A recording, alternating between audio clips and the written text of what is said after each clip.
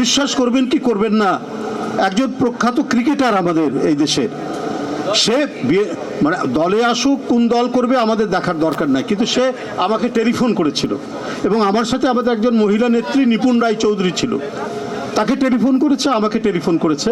সে বলল যে ভাই আমি তো স্পোর্টসম্যান, আমি তো ক্রিকেটার, আমি নির্বাচন করতে চাই বিএনপি থেকে। তো খুবই আনন্দিত হলাম। আমি বললাম তোমার মতো একটা ছেলে যদি আসে, আমি ওইভাবে চাই না যে তুমি খেলা ছেড়ে চলে আসো, কিন্তু তুমি করতে চাও নিশ্চয়ই আমি রাজি আছি। এটা 2018 সালের আগের কথা বলছি।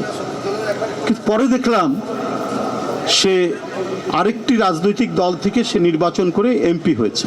তারপর মনে হয়েছে তার উপর চাপ প্রয়োগ করা হয়েছে, তাকে নানাভাবে উৎপীড়ন করা হয়েছে এবং তার যে খেলার যে প্রতিভা এবং তার জাতীয় আন্তর্জাতিক যে পরিচয় খেলার মাধ্যমে, সেটিকে নিশ্চিহ্ন মুছে দেওয়ার জন্য নানাভাবে চাপ প্রয়োগ করে তাকে নিয়ে যাওয়া হয়েছে তার দিকে।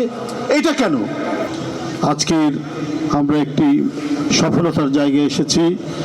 বিএনপির সংগ্রামী মহাসচিব মির্জা ফখরুল ইসলাম আলমগীর উপস্থিত, নেতৃবৃন্দ এবং ক্রীড়া সংগঠক তারাই আজকে এখানে উপস্থিত রয়েছেন। সালাম ভাই ঢাকা সিটি কর্পোরেশন দক্ষিণের প্রশাসক, কিন্তু তিনি নিজে একজন দক্ষ সংগঠক। মনির ভাই তো তার বলে গেলেন। এখানে খায়রুল কবির খোকন আমার সহকর্মী, তিনি একজন ভালো ফুটবলার ছিলেন। সবাই, মিল্লাত ভাই, প্রত্যেকেই ক্রীড়ার সাথে জড়িত ছিলেন এবং রাজনীতিও করেছেন, সব দিকেই সফল ছিলেন তারা। এই পড়ে যাচ্ছে কেন?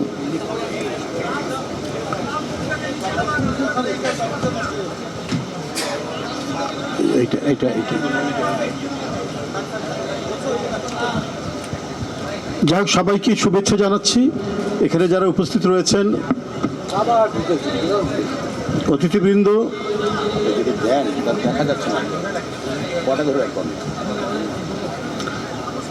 সবাইকে শুভেচ্ছা জানাচ্ছি। সুধীবৃন্দ, এখানে অতিথিদের চেয়ারে এসে বসেছি ঠিকই, কিন্তু আমিও আমন্ত্রণকারীদের মধ্যে একজন হতে পারতাম, কিন্তু হয়নি। আমাকে অতিথি হিসেবেই নিয়ে এসেছেন আমার বন্ধু লোকমান হোসেন ভূঁইয়া। আমরা তার উপরেই সব দায়িত্ব দিয়ে রেখেছিলাম।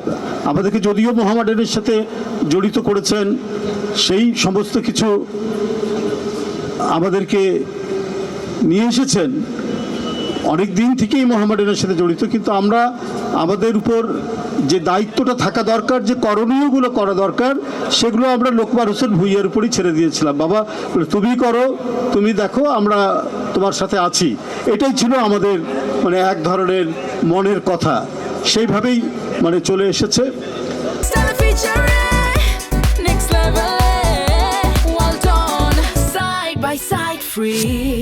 যাই হোক, আমরা ছোটবেলা থেকে যখন ক্রীড়া চেতনা আমাদের মধ্যে এসেছে, আমরা সেই সময় থেকেই কেন জানি এই মানে স্পোর্টস সংগঠনটির সাথে আমাদের মন প্রাণ সব আমরা জুড়ে দিয়েছিলাম। আমি 70 দশকের শেষের দিকে যদি বলি, ওই সময় আমরা কলেজ পার হয়ে ইউনিভার্সিটিতে ভর্তি হচ্ছি। এই সময় তুমুল জনপ্রিয় হচ্ছে ফুটবল। বাংলাদেশে ফুটবল খুব জনপ্রিয়, ক্রিকেট জনপ্রিয়তার অত উপরে আসেনি যেটা ফুটবল ছিল, এবং সারা দেশের তরুণরা যেন বিভক্ত মোহামেডান এবং আবাহনীর মধ্যে। আমি সেই তরুণদের মধ্যে একজন ছিলাম সেই সময়ে 79-78-এ, যে মোহামেডানকে সমর্থন করা শুরু করেছিলাম। কি কারণে করেছি না করেছি এটা জানতাম না, শুধু কোনো একজন বিখ্যাত ব্যক্তির একটি সাক্ষাৎকার আমি পড়েছিলাম সেই সময় দৈনিক পত্রিকায়। তো তাকে জিজ্ঞেস করেছে যে আপনি মানে ওই সময়ের জনপ্রিয় দুইটি দল মোহামেডান এবং আবাহনী, তো এর মধ্যে আপনি কাকে সমর্থন করেন? তখন এটা নিয়েই, ক্রীড়া বলতেই তখন এগুলো নিয়েই আলোচনা হতো। তো বিখ্যাত লোকেরা, তিনি বোধহয় একজন অভিনেতা ছিলেন আমার যতটুকু মনে পড়ছে, তো তিনি বললেন যে আমি অত শত বুঝি না, আমি ঐতিহ্য আমাকে টানে। তো গোটা সাক্ষাৎকার পড়ে আমি বুঝতে পারলাম যে তিনি মোহামেডানের মানে সমর্থক। এই ঘটনায় আমাকে অনুপ্রাণিত করে এবং সেদিন থেকে এই সংগঠনটির সাথে জড়িত হয়েছে। কারণ এই যে ঐতিহ্য আমাকে টানে, যে কথাটি বলেছিলেন সেই প্রখ্যাত গুণী ব্যক্তি, পরে দেখলাম সেই ব্রিটিশ আমলে কলকাতা থেকে শুরু করে মোহামেডানের যে ঐতিহ্য, সেই ঐতিহ্যের ধারাবাহিকতায় আজকে এই জায়গায় এসে দাঁড়িয়েছে। তো সুতরাং এই সংগঠনটিকে সমর্থন করা যায় এবং তখন থেকেই মনের মধ্যে প্রতীত হয়ে গেল যে আমাদের যে ক্রীড়া চেতনা, সেই ক্রীড়া চেতনায় আমরা মোহামেডানের সমর্থক। তাই যখন আমাদেরকে এর সাথে অন্তর্ভুক্ত করলো লোকমান হোসেন ভূঁইয়া, আমরা নির্দ্বিধায় এটার সাথে যুক্ত হলাম। কারণ নিজের প্রিয় সংগঠন, নিজের প্রিয় ক্লাব, নিজের মানে প্রিয় যে পরিসর, সেখানে যদি অন্তর্ভুক্ত হতে দেখি তো নিঃসন্দেহে সেটা মনের মধ্যে ভালো লাগবে। কিন্তু আমি আগেই বলেছি যে সমস্ত দায় দায়িত্ব সেই পালন করতো। আমরা এখানে মানে এর সদস্য হিসাবে যে দায়িত্বটা পালন করার কথা সেটা আমরা করতে পারিনি, কিন্তু ভালো লাগাটা থেকে গেছে। এবং খবরের কাগজে যখন মোহামেডানের বিভিন্ন সাফল্য দেখতাম, সেই সাফল্যে নিজের হৃদয় উদ্বেলিত হয়ে উঠত, আনন্দিত হতাম। যাই হোক, আমি সর্বশেষ একটি কথা আমি বলবো, এটাই আমার যেটা মনে হয়েছে। ওই যে একটা আমরা প্রবাদ শুনে এসছি না, মানে বন্যেরা বনে সুন্দর, শিশুরা মাতৃ করে। যার সাংগঠনিক প্রতিভা আছে, আমি সংগঠন বলতে পলিটিক্যাল সংগঠন বলছি না, আমি স্পোর্টস সংগঠন বলছি, যারা এর প্রতিভা আছে, যারা ভালো খেলতে পারে, যারা দক্ষ এবং এই খেলাতেই যারা মেধাবী, তারা যেন সমান সুযোগ পায়, তারা যেন জায়গা পায়। মানে তার কাস্ট, তার ক্রিড, তার রাজনৈতিক রং কি, এই দিয়ে যেন কোনো খেলোয়াড়কে বিবেচনা করা না হয়।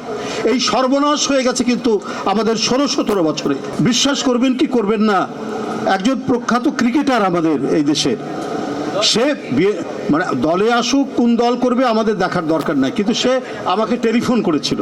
এবং আমার সাথে আমাদের একজন মহিলা নেত্রী নিপুণ রায় চৌধুরী ছিল, তাকে টেলিফোন করেছে, আমাকে টেলিফোন করেছে। সে বলল যে ভাই, আমি তো স্পোর্টসম্যান, আমি তো ক্রিকেটার, আমি নির্বাচন করতে চাই বিএনপি থেকে।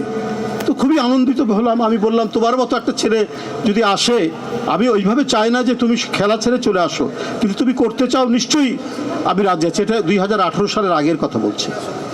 কিন্তু পরে দেখলাম সে আরেকটি রাজনৈতিক দল থেকে সে নির্বাচন করে এমপি হয়েছে।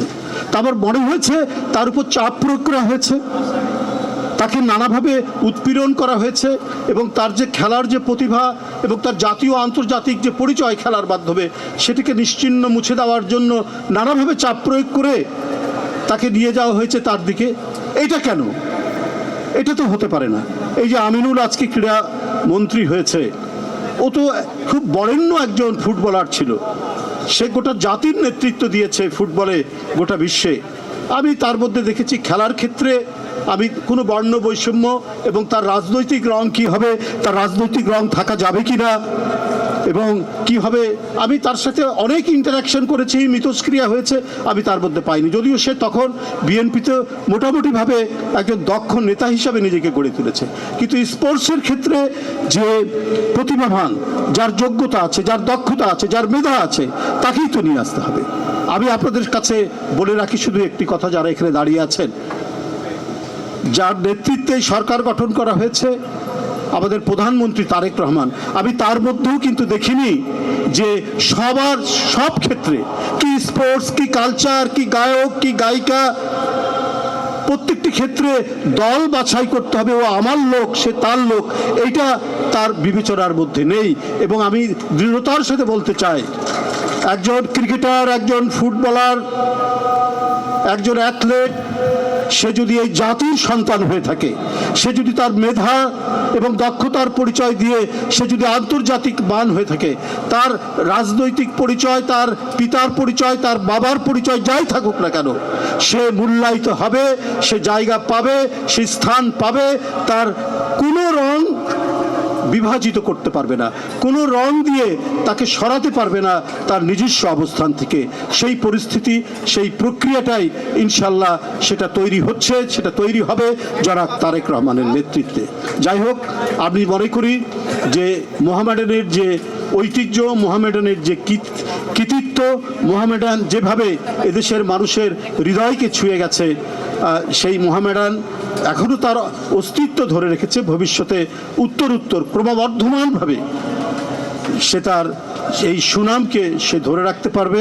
এবং এখানে আমাদের অত্যন্ত প্রিয়জন একজন মানুষ সভাপতি হয়েছেন, তিনি হলেন বরকতুল্লাহ ভুলু। তিনি শুধু রাজনৈতিক পরিচিত না, একজন দক্ষ সংগঠক, সর্বক্ষেত্রে এবং সবার সাথে মেশার এক অসাধারণ তার ক্ষমতা রয়েছে। এই কারণেই তিনি তার এলাকা থেকে যখনই নির্বাচন করেন তখনই তিনি জেতেন। এবং তার মতো একজন আমি বলবো যে খুব ক্ষিপ্র, তীব্র, দক্ষ মানুষ যেখানে নেতৃত্ব দিচ্ছেন, সেই সংগঠনটি স্পোর্টস সংগঠন, এটা একটি ক্রীড়া সংগঠন, কিন্তু ক্রীড়ানুরাগী মানুষদেরকে তিনি আনন্দিত করবেন।